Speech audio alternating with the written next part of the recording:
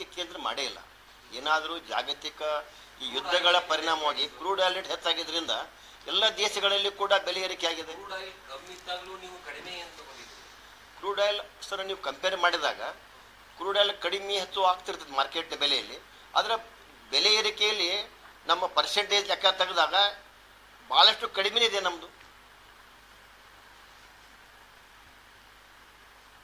ಒಂದೇ ಕೈ ಚಪ್ಪಾಳೆ ಆಗೋದಿಲ್ಲ. ನಾವು ಗಾಡಿಗೆ ಏನು ಬಾಲ್ ಚೆಂಡು ಹೋಗಿತ್ತೀವೋ ಚೆಂಡು ರಿವರ್ಸ್ ಬರಾಕತ್ತೇವೆ. ಎರಡೂ ಕಡೆ ಎಲ್ಲ ಕಡೆನೂ ನಡೆದಾವ, ಎಲ್ಲ ಕಡೆನೂ ಬಂದ್ ಆಗ್ಬೇಕದು. ಒಂದೇ ಕಡೆನ ಹೇಳಕ್ಕೆ ಇಚ್ಛೆಪಡ ಎಲ್ಲ ಕಡೆನೂ ಅದು ಬಂದ್ ಆಗ್ಬೇಕು ಮಾರ್ಗ.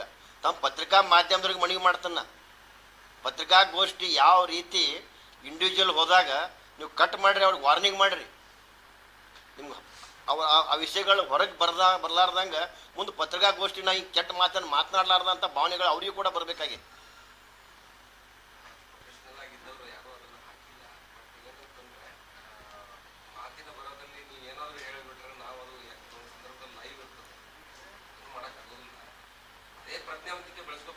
ಅದು ಮುಖ್ಯವಾಗಿದೆ ಸರ್. ತಮ್ಮದು ತಾವು ಪ್ರಯತ್ನ ನೀವು ಮಾಡ್ತಾ ಇದ್ದೀರಿ. ಅದನ್ನು ಕೂಡ ರಾಜಕೀಯ ವ್ಯಕ್ತಿಗಳು ಯಾರು ಈ ರೀತಿ ಬಿಜಾಪುರದ ಮಾನ ಮರ್ಯಾದೆ ಕಳೆಯಕತ್ತಾರಲ್ಲ ಅವರು ಈ ಕೆಲಸ ಮಾಡ್ಬೇಕಂತ ನನಗೆ ನೋಯಿಂದ ಹೇಳ್ತಾ ಇದ್ದೀನಿ.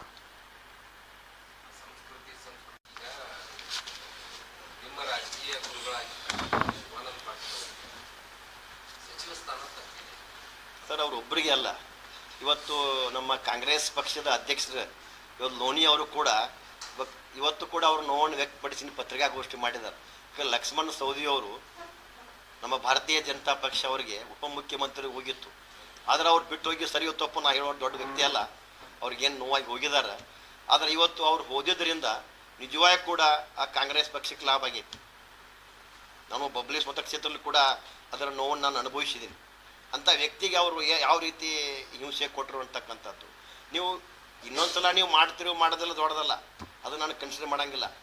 ನೀವು 3 ವರ್ಷ ಕಳೆದ್ರಿ, ಲಕ್ಷ್ಮಣ್ ಸವದಿಯವ್ರಿಗೆ ಅವಕಾಶ ಕೊಡಲಿಲ್ಲ. ಇನ್ನು 2 ವರ್ಷ ಎರಡನೇ ಅವಧಿಗೆ ಮಾಡ್ಬೋದು ನೀವು. ಆದರೆ ಗಾಣಿಗೆ ಸಮಾಜದ ಒಬ್ಬ ಮುಖ್ಯಸ್ಥನಿಗೆ ಅಥವಾ ಒಬ್ಬ ಶಕ್ತಿಯುತ ರಾಜಕಾರಣಿಗೆ ನಾವು ಭಾರತೀಯ ಜನತಾ ಪಕ್ಷದಿಂದ ಬಿಟ್ಟು ಹೋಗಿ ಅಂಥ ವ್ಯಕ್ತಿಗೆ ನೀವು ನೋವು ಮಾಡಿರಿ. ಆದರೆ ಇವತ್ತು ಅವ್ರಿಗೆ ಅರಿವಾಗಿರ್ತೈತಿ. ಲಕ್ಷ್ಮಣ್ ಸವದಿಯವ್ರಿಗೆ ಕೂಡ ನಾವು ಒಬ್ಬ ಎಂಥ ಪಕ್ಷದಲ್ಲಿ ಯಾವ ಪಕ್ಷಕ್ಕೆ ಬಂತಕ್ಕಂಥ ನೋವು ಅವ್ರಿಗೆ ಕಾಣ್ತೈತಿ. ಇವತ್ತು ಯಶವಂತರಾವ್ ಗೌಡ್ರು ಅದಾರ, ಅವರು ಕೂಡ ಭಾಳ ವರ್ಷದಿಂದ ರಾಜಕಾರಣ ಮಾಡಕತ್ತಾರ, ಅವ್ರಿಗೂ ಕೂಡ ಅನ್ಯಾಯ ಆಗೈತಿ. ಇವತ್ತು ಶಿವಾನಂದ ಪಾಟೀಲ್ 2 ಬಣ ಇದು ಅಂತ ಹೇಳ್ತಿದ್ರು. ಒಬ್ಬರು ಸಿದ್ದರಾಮಯ್ಯನ ಕಡೆ, ಒಬ್ಬರು DKನ ಕಡೆ ಐತೇಸಿಂದ. ಇವತ್ತು ಸಿದ್ದರಾಮಯ್ಯನ ಕಡೆ MB ಪಾಟೀಲ್ ಇರ್ತಿದ್ರು ಅಂತಕ್ಕಂಥದ್ದು. ಶಿವಾನಂದ ಪಾಟೀಲ್ ಸಾಹೇಬ್ DK ಸಹ ಬೆಂಬಲಿಗೆ ತಿಳ್ಕೊಂಡು ಚರ್ಚೆ ಆಗ್ತಿತ್ತು ಜಿಲ್ಲೆ ಒಳಗೆ. ಆದರೆ DK ಅವರಿಗೆ ಇವತ್ತು ಮುಖ್ಯಮಂತ್ರಿಯಾಗಿ ಆ ಶಿವಾನಂದ ಪಾಟೀಲ್ಗೆ ನೀವು ಮಂತ್ರಿ ಕೊಡದೆ ಹೋದ್ರೆ ನಿಮ್ಮ ನಾಯಕತ್ವ ಇಲ್ಲದ ಅಂದ್ರೆ ಪೂರಾ ಕಾಂಗ್ರೆಸ್ ದಿವಾಳಿ ಅಂಚಿನಲ್ಲಿ ಹೊಂಟದ, ಯಾರಿಗೆ ಸಂಬಂಧಿಸಿದ ಹೊಂಟದ. ಸರ್ ನೋಡ್ರಿ, ಶಿವಾನಂದ ಪಾಟೀಲ್ ಅಷ್ಟೇ ಅಲ್ಲ, ಯಾವಾಗ ಈಗ MB ಪಾಟೀಲ್ ನೀರಾವರಿ ಮಂತ್ರಿ ಆದರು, ಒಂದ್ಸಲ ಶಿವಾನಂದ ಪಾಟೀಲ್ ಆರೋಗ್ಯ ಮಂತ್ರಿ ಆಗಿದ್ರು.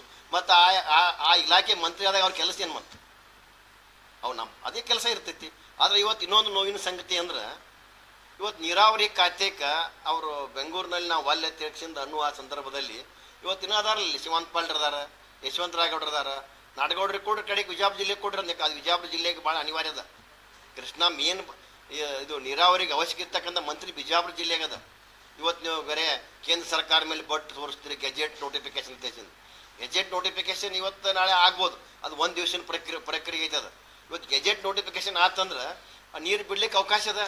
ಆದ್ರೆ ನೀವು ಭೂ ಸ್ವಾಧೀನ ಮಾಡ್ಕೊಳ್ತಕ್ಕಂಥ ಪ್ರಕ್ರಿಯೆ, ಆ ರೈತರ ಮುಳುಗಡೆ ಆದಂಥ ಜಮೀನಿಗೆ ಕೊಡ್ತಕ್ಕಂಥದ್ದು ಎಲ್ಲ ನಿಮ್ಗೆ ಇದು ಭಾಳಷ್ಟು ಲೆಂಗ್ದಿ ಪ್ರೊಸೀಜರ್ ಅದ. ಅದನ್ನ ನೀವು ಮುಗಿಸಾಗ್ತಾ ಇಲ್ಲ. ಬರೀ ಸುಮ್ ಕೇಂದ್ರ ಸರ್ಕಾರ ಗೆಜೆಟ್ ಅಂತಕ್ಕಂಥ ಆರೋಪವನ್ನು ಮಾಡ್ತಕ್ಕಂಥ ಈ ಕಾಂಗ್ರೆಸ್ ಸರ್ಕಾರದ ನಾಯಕರಿಗೆ ನಾನು ಹೇಳ್ತೀನಿ, ನೀರಾವರಿ ಬಗ್ಗೆ ಕಳ್ಕಳಿ ಇತ್ತಂದ್ರೆ MB ಪಾಟೀಲ್ ಸಾಹೇಬ್ರಿಗೆ ಹೇಳ್ತಿದ್ದೀನಿ, ನೀವು ಇಲ್ಲಿ ಕೈಗಾರಿಕೆ ಮಂತ್ರಿಯಾಗಿ ನೀವು ಸಾಧನೆ ಮಾಡಿ ಬಿಜಾಪುರದಲ್ಲಿ ಅಂತದೇನಿಲ್ಲ. ಈ ನೀರಾವರಿ ಮಂತ್ರಿ ಅವಶ್ಯಕತೆ ಅದ. ನಿಮ್ಮ ಕೈಗಾರಿಕೆ ಮಂತ್ರಿಯನ್ನು ಯಾರು ಕೇಳಕತ್ತೆ ಅವ್ರು ಕೊಡ್ರಿ. ನೀರಾವರಿ ಮಂತ್ರಿ ನೀವು ತೊಗೊಂಡ್ರಿ ಅಂದ್ರೆ ಏನಾದ್ರು ಸ್ವಲ್ಪ ಮಟ್ಟಿಗೆ ಇನ್ನೂ ಅನುಕೂಲ ಆಗ್ಬೋದು ಅಂತ ಹೇಳಿ ನಾನು ಹೇಳಕ್ಕೆ ಇಚ್ಛೆ ಪಡ್ತೀನಿ. ಅದು ಯಾಕೆ ಒಲಿತಾರೆ ಗೊತ್ತಿಲ್ಲ. ಅಲ್ಲಿ ನನಗೆ ಅನಿಸಾಗ್ತೈತಿ, ಈಗ ಉಳಿದದ್ದು ಏನು ಕೆಲಸ ಅದ ಅಂದ್ರೆ ರೈತರ ಅಕೌಂಟ್ ದುಡ್ಡು ಹೋಗೋದೈತೆ ಅಷ್ಟೇ. ಈಗ ನಾನು ಆರೋಪ ಮಾಡ್ಬೇಕಾಗೈತಿ ಕಾಂಗ್ರೆಸ್ ಸರ್ಕಾರದ ಎಲ್ಲ ನಾಯಕರಿಗೆ. ಅಂದ್ರೆ ಈಗೆಲ್ಲ ಡೆವಲಪ್ಮೆಂಟು ಕೆನಾಲ್ಗೆಲ್ಲ ಮುಗಿದ್ಬಿಟ್ಟಾವ.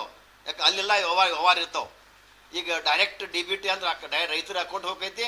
ಇದ್ರಾಗ ಏನು ಪರ್ಸೆಂಟೇಜ್ ಸಿಗಲತ್ತೇಸಿ ನೀವು ವಾಲಿತೀರಂತ ಈ ಕಾಂಗ್ರೆಸ್ ನಾಯಕರಿಗೆ ನೀರಾವರಿ ಇಲಾಖೆ ವಾಲಿ ಅಂತಕ್ಕಂಥ ಎಲ್ಲರಿಗೂ ಕೂಡ ಇಲ್ಲೊಂದು ನಮ್ಮ ರಜಾಕ್ ಸಾಬ್ ವಾಲಿಕಾರ್ ಇವತ್ತು ನಮ್ಮ ಭಾರತೀಯ ಜನತಾ ಪಕ್ಷ ಅಲ್ಪಸಂಖ್ಯಾತ ಅಧ್ಯಕ್ಷ ಮಾಡಿದ್ವಿ. ಭಾಳಷ್ಟು ಆ್ಯಕ್ಟಿವ್ ಪರ್ಸನ್ ಇದ್ದಾರೆ. ಅವ್ರಿಗೂ ಕೂಡ ಒಂದೆರಡು ಮಾತು ಅವರು.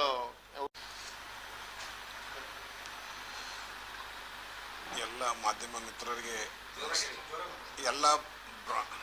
ಮಿತ್ರರಿಗೆ ನಮಸ್ಕರಿಸುತ್ತಾ, ನಮ್ಮ ಜಿಲ್ಲೆಯ ಅಧ್ಯಕ್ಷರಿಗೆ ನಮಸ್ಕರಿಸುತ್ತಾ ಹಾಗೂ ನಮ್ಮ ವಕೀಲರಿಗೆ ನಮಸ್ಕರಿಸುತ್ತಾ, ಇವತ್ತಿನ ಈ ಪತ್ರಿಕಾಗೋಷ್ಠಿಯಲ್ಲಿ ನನಗೆ ಗುರುತಿಸಿ ಅಲ್ಪಸಂಖ್ಯಾತರ ನನ್ನನ್ನು ಗುರುತಿಸಿ ನನ್ನ ಜಿಲ್ಲೆಯ ಎಲ್ಲ ನಾಯಕರು ಹಾಗೂ ರಾಜ್ಯದ ಎಲ್ಲ ನಾಯಕರು ನನ್ನನ್ನು ಗುರುತಿಸಿ ನನ್ನ ಜಿಲ್ಲೆಯ ಅಲ್ಪಸಂಖ್ಯಾತ ಅಧ್ಯಕ್ಷರನ್ನಾಗಿ ಮಾಡಿದ್ದಕ್ಕಾಗಿ ನಾ ಎಲ್ಲರಿಗೆ ತುಂಬ ಹೃದಯದಿಂದ ಅವರಿಗೆ ಧನ್ಯವಾದ ಸಲ್ಲಿಸುತ್ತೇನೆ.